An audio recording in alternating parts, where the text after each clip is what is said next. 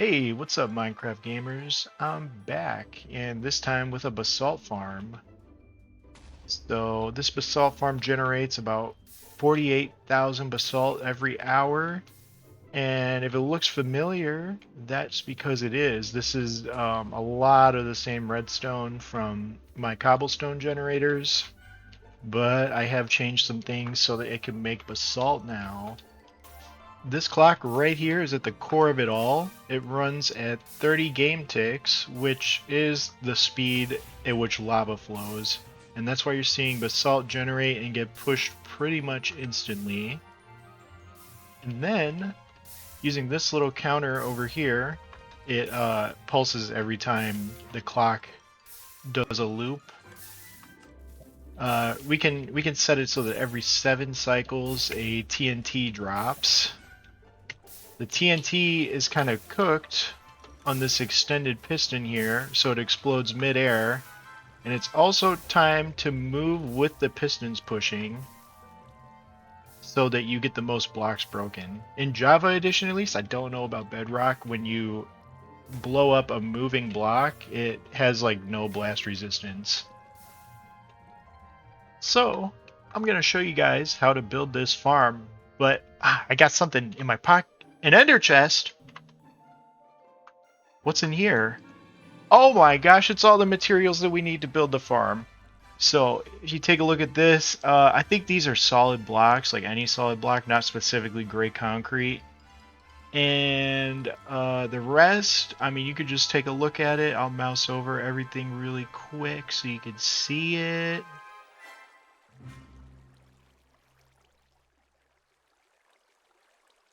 Oh, and TNT, you're gonna need a lot more than one TNT. You need basically as much TNT as, hold on. TNT fuels the farm, so you're gonna need TNT consistently as you run the farm. There we go. Oh, but what about dupers? What about dupers? Okay, go find a tutorial for basalt farm with a duper. Alright, my farm is intended for honest, hardworking Minecraft players, and if that's not you, there's no shame, but this farm's probably not for you. Or if you're like a little technically proficient, you could maybe rig a duper to this, but I'm not going to show you how. Alright, so to start, you're going to pick a block. And I'm in a void world. Just make sure you have like decent clearance on all sides of this block. And once you've picked this block, you're going to go up by 13 blocks. So that would be 1, 2, 3, 4, 5, 6, 7, 8, 9, 10, 11, 12, 13. And this is where we're going to start working. So I've deleted the rest of the pillar and just kept the top block. And around the top block, you are going to surround it with your solid blocks on most sides, and then you can actually punch out that last block.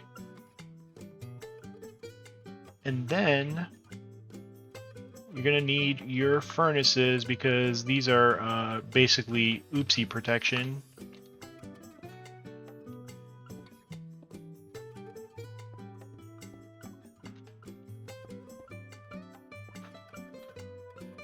And this is where we're going to start doing redstone. Alright, so the first thing we do is we need to slip a dispenser facing down right in the middle. And then we're going to use this little empty block as a reference. You need a comparator facing into the dispenser, then you need another one next to it. You need redstone here, and you need redstone in these 2 spots. You're going to put 2 full blocks here, and I didn't have repeaters on my hotbar. You're going to have to put a repeater here, and then you're going to put a redstone dust here, and another full block right here. And then one quick amendment here, we need to go underneath here again, and here's your little gap right here, like kind of almost a corner away from it, is going to be the piston. And one more little note, this repeater we put down is on 4 ticks. Okay, so the next thing is we're going to start working from this block. We're going to go up by 3 blocks. We're going to break those, and we're going to send observers down, and then we're going to break this block and actually put a sticky piston right here. Then from there, we're going to place solid blocks like so, punching out that bottom corner, and we can actually mirror this over. Oh no, this is going to extend.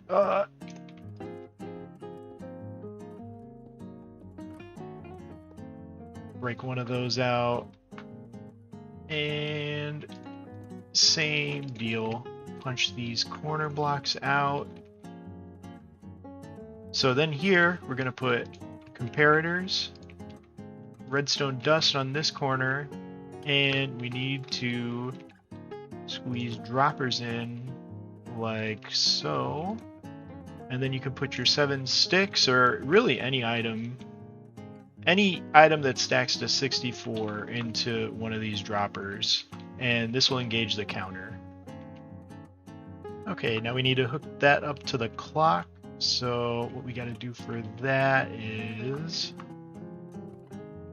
we can put an observer facing into this dropper, and we need that solid block there.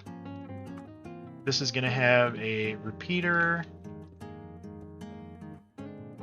You make that little shape, 2 blocks there, 1 up here, nothing down there. I mean, it doesn't matter. You can waste a block there if you want. Then we're going to put in a torch. We're going to put in some redstone dust. Then we're going to put a little square here. Right here, we're going to have a raised block, and then we're going to have an observer facing downward. You know, do observers face the direction that the face is looking, or do they face the direction that they're powering? I always say when I say an observer's facing something, I always mean where the power is facing, but I think a lot of people refer to the face as where it's facing. So sorry for any confusion on that front. Anyway, as that tangent aside, we're gonna put in 4 repeaters. 3 of them are gonna be on 4 ticks, and the last one's gonna be on 2 ticks. And finally, we're gonna stick redstone dust on top of the observer, and that gets the clock running. So what we're gonna do now is we're gonna shut this clock up, and we're going to put in a lever right here and turn it on. This makes the clock stop, and everything's chill.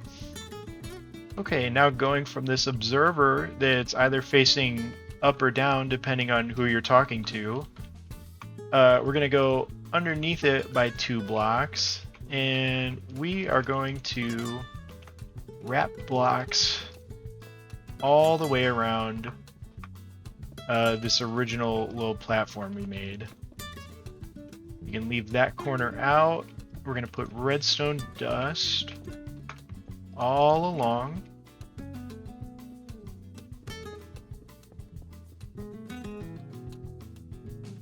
And then we're going to come back to that part, because we need to put sticky pistons underneath. Not sticky pistons. These are regular pistons. Regular pistons like so.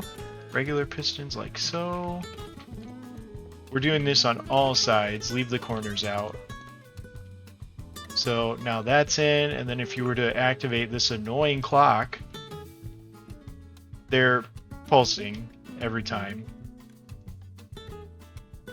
And for the next step, this is the thing I changed that lets me farm basalt. We're going to come off of these 2 corners. So like here's the empty corner. Basically the corner, each adjacent corner to the empty corner, you're going to come off by 2 blocks. And then you're going to do dust repeater. Dust repeater. And then we're going to go 3 blocks and break it. We're going to go all the way to the end of the pistons. And then we're going to go, I think, 3 blocks. And go to the end of the pistons. See, that's the same distance. So that means we did it right. I'm going to go down here and do the same thing to the end of the pistons this way. And then 3 blocks out into the end of the pistons. And finally, you can run redstone dust all along this entire line of blocks that you just made. And now finally, we can make our basalt generators. So you're going to go and place 5 sticky pistons on the bottom of each end of this line.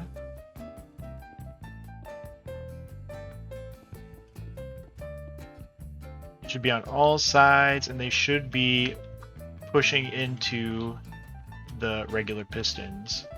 And then on the face of all these, you're going to place blue ice. It's blue, right? Okay, my ice is blue. And one thing I forgot, these repeaters on here are both 2 ticks. And underneath here, you're going to put soul soil.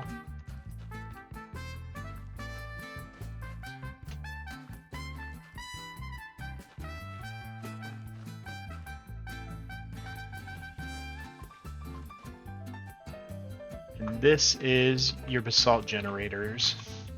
Now, finally, we just gotta place glass to contain the lava, and then we can place the lava. So you're gonna place it on top of all the blue ice, and then you're going to put one in, kitty corner away. You can do that on all 4 sides, like so. Do it again on this side. Do it again on every side.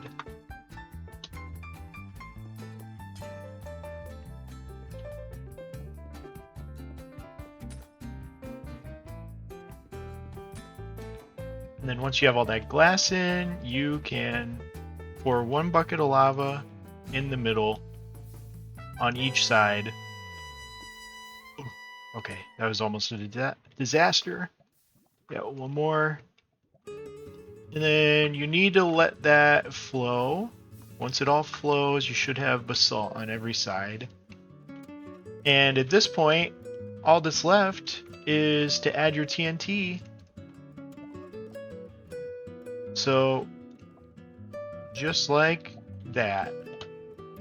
Now, once you turn this thing on, it's functioning.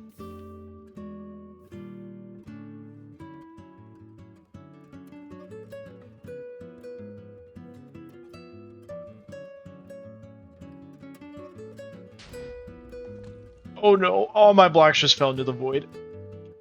So, in order to avoid your blocks falling into the void like mine just did, or I guess if you play on a normal world, like a normal person who's not in creative, you don't want them to make a mess everywhere, you're gonna need a collection system. And I'll tell you, I didn't put this in the materials list because it's not the point, but if you don't have your own collection in mind, I'll give you a basic one that you can go off of. So we're going to start from our starting block once again, and we're going to go 1, 2, 3, 4, 5, 6, 7, 8 blocks in all directions.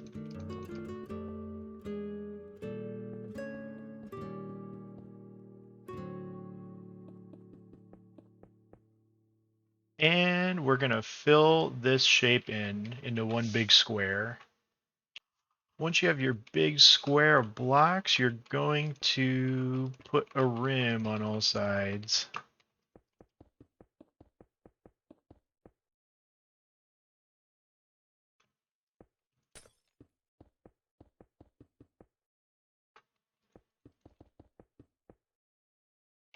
It should end up looking like this, and the next thing you're going to do is you're going to build up all of the corners like this. One block here, and then raise the edges on the rim.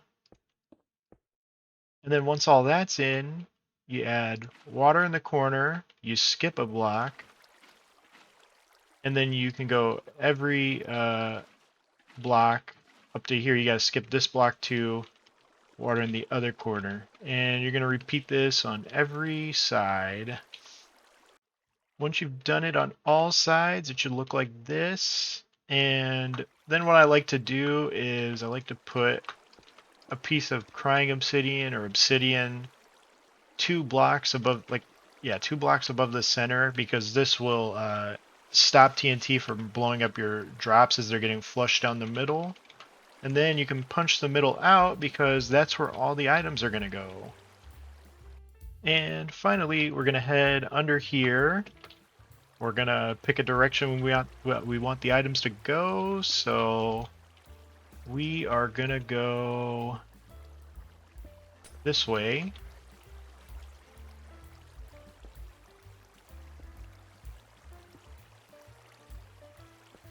So what I did, building like a little tube right underneath. We're going to put water actually up here. This is a trick I saw in an ENX04 tutorial a while ago, and I love this because it kind of slows the items down and allows them to clump up into full stacks, and it really helps your hoppers pick them all up. And so since this produces 48,000 basalt every hour, you're going to need 6 chests, 6 hoppers to process all of that.